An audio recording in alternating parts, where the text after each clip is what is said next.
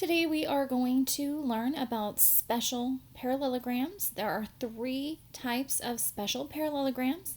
They are rhombuses, rectangles, and squares. And we are going to learn about what makes those figures special amongst all the other parallelograms and kind of how to determine which one you have. And if you are given a specific one, then things that you're able to do with it in order to solve questions. So let's just start by defining these three special parallelograms. So they live in the parallelogram family, and that means they have all the properties that parallelograms have that we learned yesterday. They will have opposite pairs of sides congruent, opposite pairs of sides parallel, the diagonals will bisect each other, consecutive angles are still supplementary. Just all that stuff that we learned yesterday is still true. But they have additional information that is special to them. A rhombus is a quadrilateral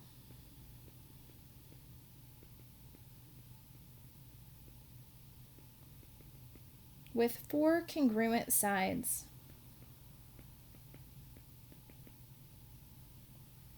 A rectangle is a quadrilateral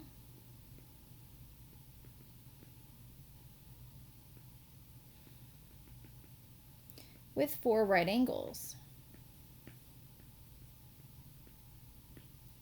And a square is a quadrilateral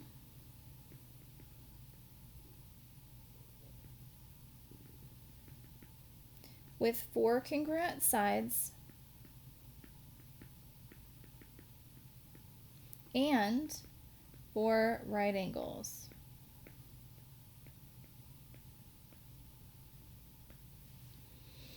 So basically, if you have a rhombus and a rectangle, then you have a square.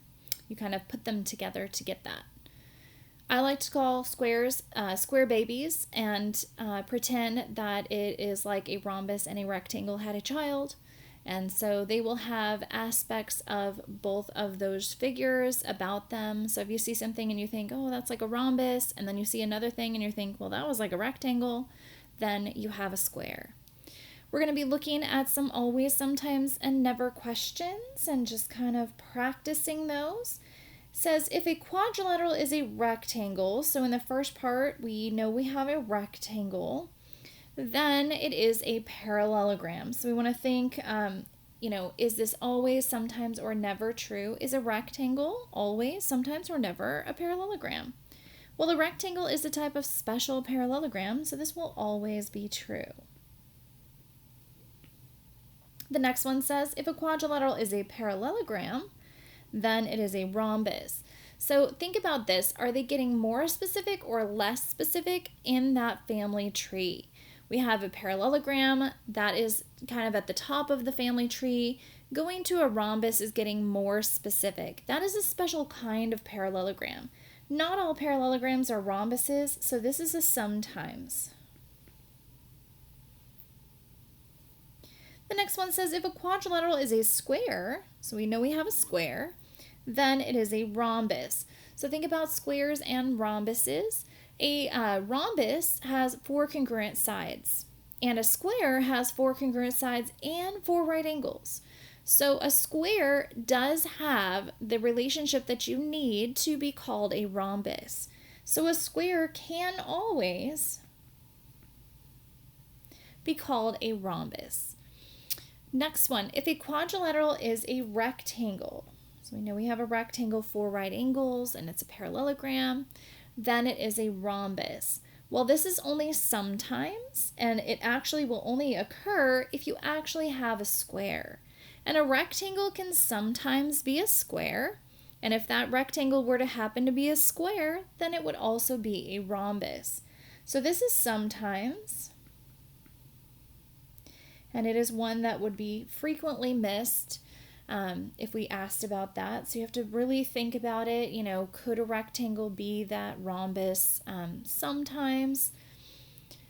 Next one says if a rhombus is a square. So it's weird that they even started with a rhombus. They're just saying we have a square.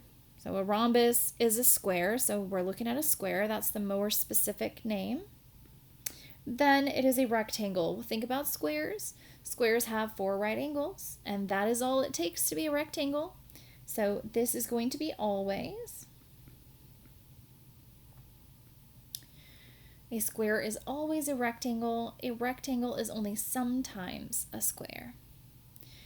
There are a few corollaries here. The rhombus corollary is kind of like the rhombus definition. It states that if a quadrilateral is a rhombus, if and only if it has 4 congruent sides. The rectangle corollary states that a quadrilateral is a rectangle if and only if it has 4 right angles. And the square corollary states that a quadrilateral is a square if and only if it has 4 congruent sides and 4 right angles. And they are going on to add a square is a rectangle and a rhombus.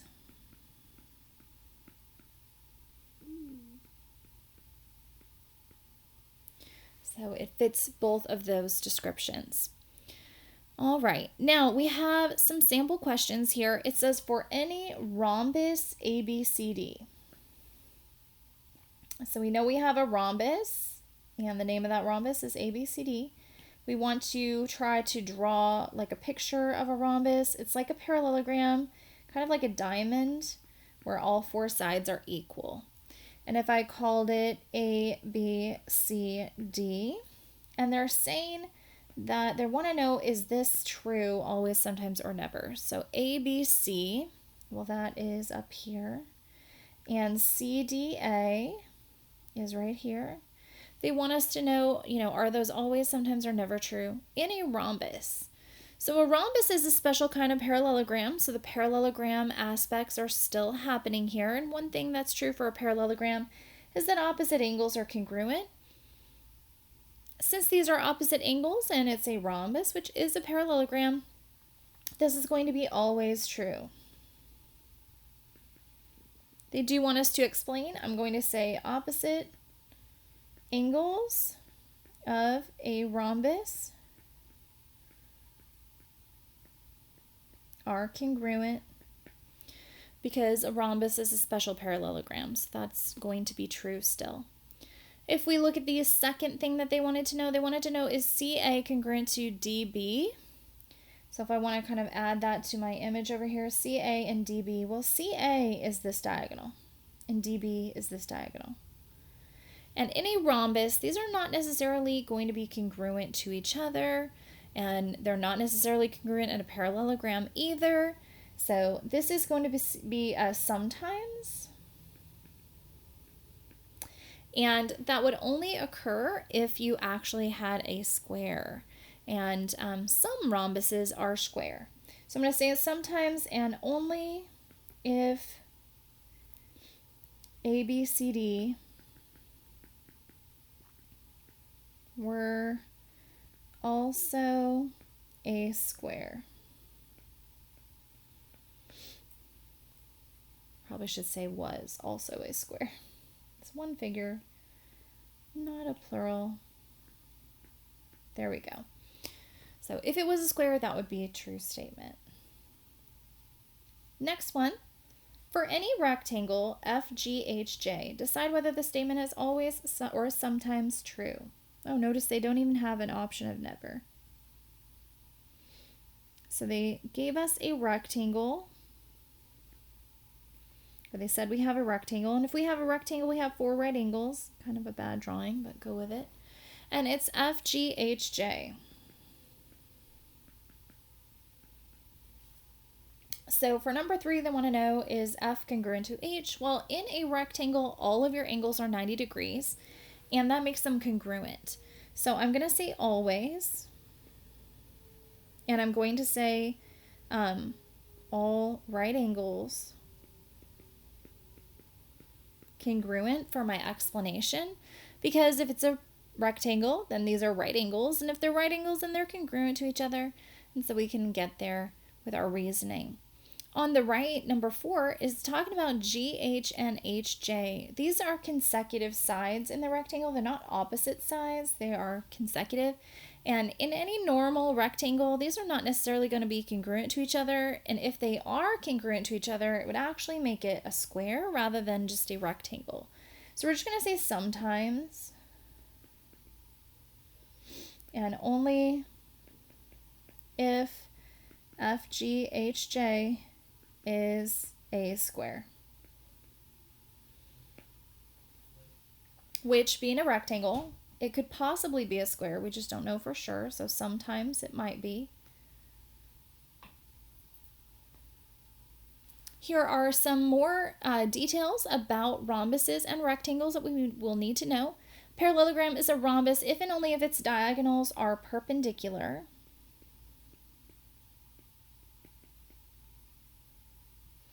And a parallelogram is a rhombus if and only if each diagonal bisects a pair of opposite angles. This is probably one of the most forgotten things.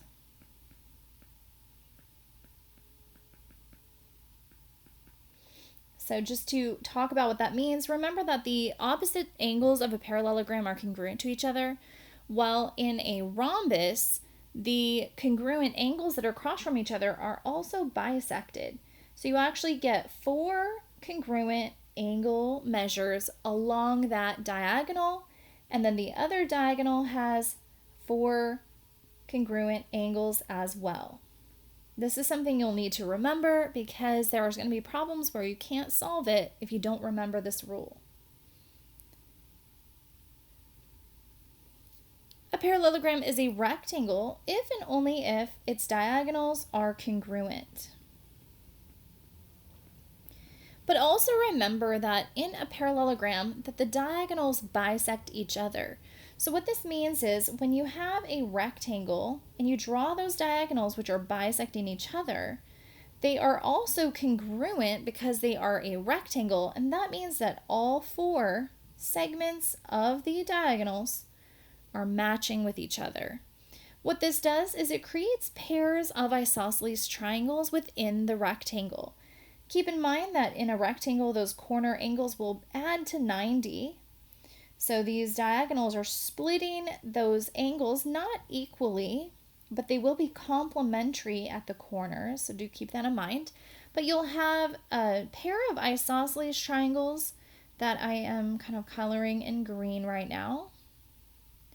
So that is one pair of congruent isosceles triangles within this rectangle. And you have another pair at the top and the bottom, more obtuse isosceles, and they are congruent to each other. We could prove that they're congruent to each other using side, side, side, because in a rectangle, just like a parallelogram, opposite sides are congruent. So we were able to know that AB is the same as DC, and that would be able to do side, side, side for those triangles, as well as BC being congruent to AD. So being able to do side, side, side to prove those 2 triangles congruent to each other. So in a rectangle, you have congruent diagonals, but you also have those congruent diagonals create pairs of congruent isosceles triangles. And those are super helpful for solving problems. Let's classify these figures and solve for the variables. So looking at this first one on the left, we have all 4 sides marked congruent, and we have all 4 angles marked right angles. This would be a square. And I'm going to put my reasoning here. We got 4 right angles and 4 congruent sides. That makes it a square. And that means that every side is congruent to every other side. So what we're going to do is strategically pair up our sides that we are using. This that has a 3x has this marking, and so does this one, which has a 5x minus 4. You want to pair your matching letters if you can, and since all 4 sides match, we are able to set those equal to each other. And we can solve. I'm going to subtract 5x. Just to make sure there's something on both sides there. And then dividing by negative 2, x is 2. So we're able to solve for x there. And then moving on to solving for y, we have 2 things labeled in terms of y, so we can set those equal to each other because again, all four sides are equal. So you can set any two equal to each other. Once we set those equal, we can subtract 2y, subtract 1, and divide by 3. And y is 1. That gets us our x and y. In this problem on the right, I see that all four sides are marked congruent. That makes this a rhombus, because four congruent sides. And now we're able to use properties of rhombuses to solve for our letters. Since all of the sides are equal, we can take the pieces that are labeling sides and set them equal to each other. So we can say 3y plus 7 equals 6y minus 5. Subtracting 3y gives me 7 equals 3y minus 5. Adding the 5, 12 equals 3y. Divide by 3. 4 is y. So that gives me my y variable. And then to solve for my x variable, I look at what they are labeling with that. They are labeling angle S.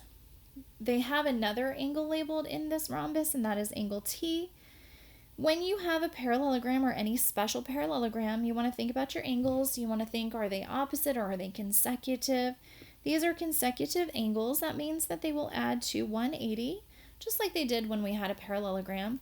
So we're able to write an equation that would be 2x minus 1 plus 127 equals 180. So 2x plus 126 is 180, just combining our like terms there. And subtracting 126, 2x is equal to 54. Dividing by 2, x is 27. So that gives us our x and our y for that problem. So just when you know that you have a special type of parallelogram, some things you can do for solving. This next set wants us to name each quadrilateral, whether it's a parallelogram, rectangle, rhombus, or square, for which each statement is true. So the first thing is that it is equilateral. So of our options here, we've got parallelogram, rectangle, rhombus, and square. Thinking through which ones would be equilateral, that would be the rhombus and the square. Each of those have all four sides congruent. The next one, the diagonals are congruent. That happens for the rectangle, and it also will happen for the square.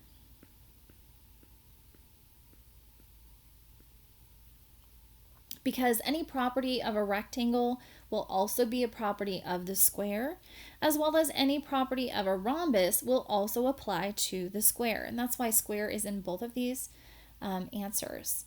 It can contain obtuse angles. So things that can contain obtuse angles would not be a rectangle, because all the angles are right angles, and not a square for the same reason.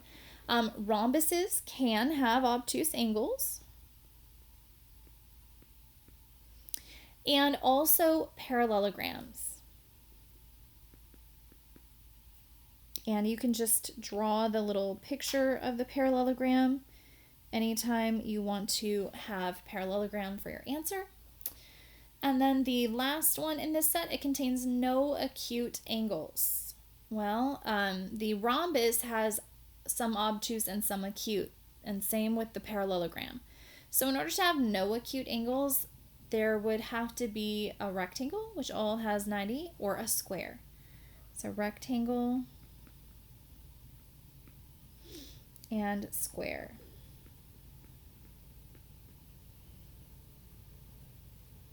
All right, let's get to some more complex questions. So in each of these questions, we're going to do 3 questions here, and we are using each of the special parallelograms, just one at a time, to solve problems with them. You need to read your directions carefully whenever you have problems like this, because you need to know, am I dealing with just a normal parallelogram? Do I have a rhombus? Do I have a rectangle? Do I have a square? Each one has their own special properties that you have to remember. So in this question, we are dealing with a rhombus. So we need to think about the special things for a rhombus. All of the sides are equal to each other. The diagonals are perpendicular to each other. I'm going to go ahead and add that in while I'm thinking about it.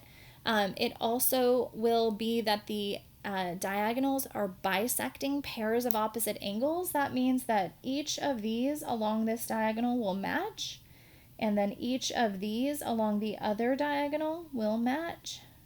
So lots going on here. Got those congruent sides there for being a rhombus.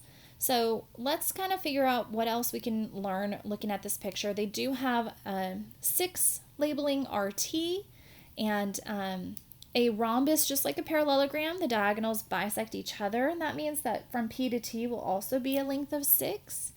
And we have an angle of 30 marked, and so each of its matching angles can be labeled with a 30.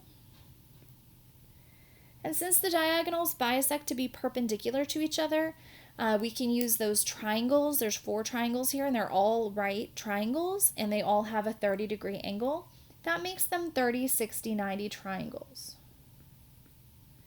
Now this won't always be the case for a rhombus. They could have put any angle measure in that spot. If it was a strange angle, like a 32 degrees or something, then we might end up using trigonometry in our solving process. Since it's a 30-degree angle, it's possible for us to use special right triangles in order to find more lengths of sides. So let's see what they asked us for. They want the measure of QPR. So if we go find QPR, Q to P to R is that angle there that is labeled with 30.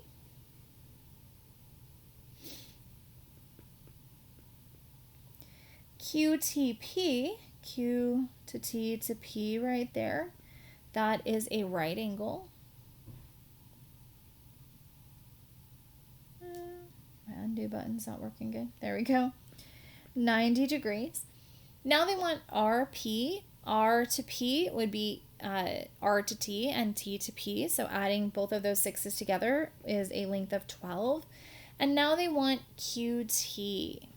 So looking at QT, which is right here, can use this triangle if we want to.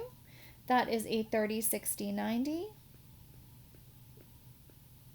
which has the rule x root 3, and 2x.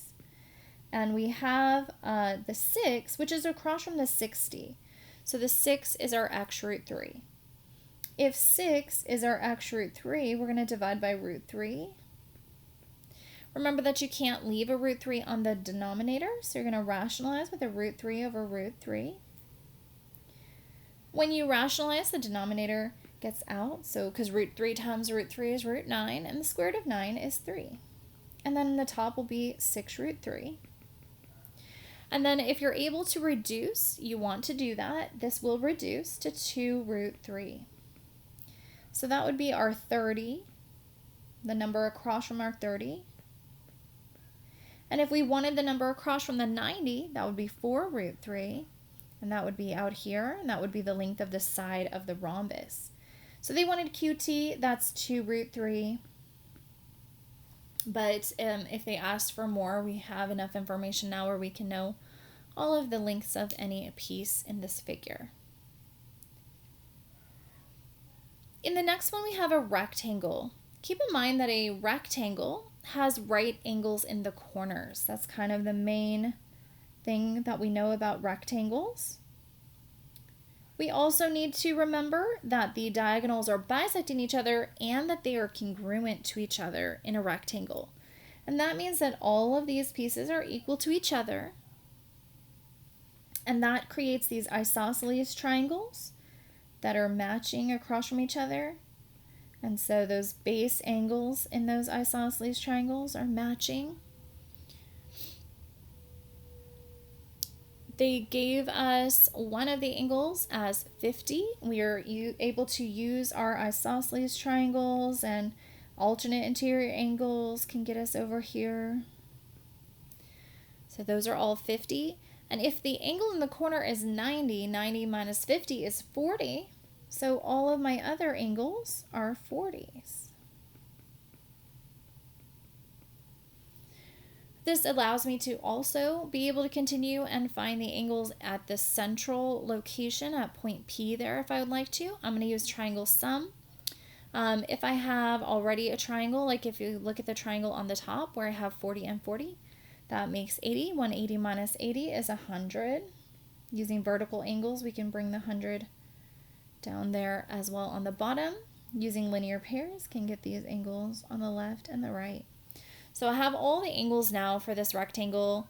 They wanted really just a couple of them. WXZ is a 40-degree angle, and WPX is 100. Now they want PY. PY is a piece of one of the diagonals. They did tell us that XZ is 12. If XZ is 12 and that is all the way across, then that means that each piece of that diagonal is a length of 6. And since in a rectangle all the diagonals are their congruent parts, then they're going to also be 6 for each piece. And then we're able to know that PY is 6. Next, they want WX. And right now, if you look at WX, you're probably noticing that it is part of this isosceles triangle on the top. But we don't really have enough information to use what we have right here in order to find WX. So what we're going to have to do is we're going to have to try and incorporate a right triangle. So rather than just using that particular triangle that I highlighted, I'm going to use WX and I'm going to use XY. That is a right angle right there where those intersect. And I'm going to use the diagonal of the rectangle, which will outline a right triangle. So I'm just going to redraw that down here just to visualize it better. So we've got W, X, and Y, and this is a 40-degree angle, and this is a right angle. We are looking for WX. I'm just going to call it A. I don't want to call it X because there's already X's in the picture. And they did tell us that XZ is 12, which is the length of one diagonal. WY is another diagonal, so it will also be 12. So I'm using this triangle, and 40 is not a special angle measure for our special right triangles. So I'm going to be using trigonometry. I have want to find where A is at. That's the adjacent side, and I have the hypotenuse. This means I'm going to be using the cosine function. The cosine of 40 is the adjacent over the hypotenuse. So, and that's an A, not a 9. We're going to solve this, cross multiplying to solve. 12 cosine 40. And pause and think, is our variable alone? And it is. So now we are ready to go into the calculator. And if you do 12 times cosine of 40, you should get about 9.2.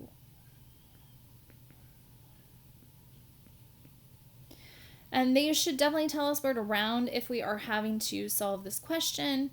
I didn't have instructions for that, so I'm going back to what we did last unit, which is kind of, if they're not telling you, do the nearest tenth. The next one, the diagonals of a square. If you have a square, you have all four sides congruent, you have all of the angles at the corners being right angles. You also have the rhombus details, which is that the diagonals are perpendicular to each other and that the diagonals are bisecting those opposite angles. If they're bisecting the opposite angles and those angles used to be 90, then that bisection makes them 45s. And that makes every angle at the corner going around the square a 45-degree angle. So we actually have a bunch of 45, 45, 90 triangles in our square. So let's see what else they gave us. They gave us that EH is 5, and they want us to find out all this stuff. So we already found out a lot of the angles, so let's do that. GHF, that's at the center there, that's that 90 degree, because a rhombus thing is that the diagonals are perpendicular, and being a square, it also has those aspects of rhombuses. DGH is another one they want. That is a 45-degree angle. They want HF. Well, just like in a rectangle, the diagonals are congruent and bisecting each other. Same for the square. All 4 of these pieces will be 5 in length. So HF is going to be 5. And then DE. So if we look at all of these being 5s, and if we kind of zoom in here and we focus on DE, that is a piece of this triangle. This is a 45, 45, 90 triangle. Remember the rule for 45, 45, 90 triangles. The rule is x, x, x root 2.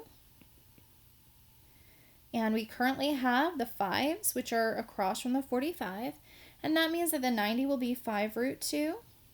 So across from the 90 is 5 root 2 for the length of DE. So 5 root 2 would be that length there. So sometimes special right triangles come up, sometimes trigonometry comes up. We have 2 more parts here, but I feel like this video is already probably very long. So I'm going to go ahead and I'm going to stop this video and I'm going to start another for the last 2 pieces.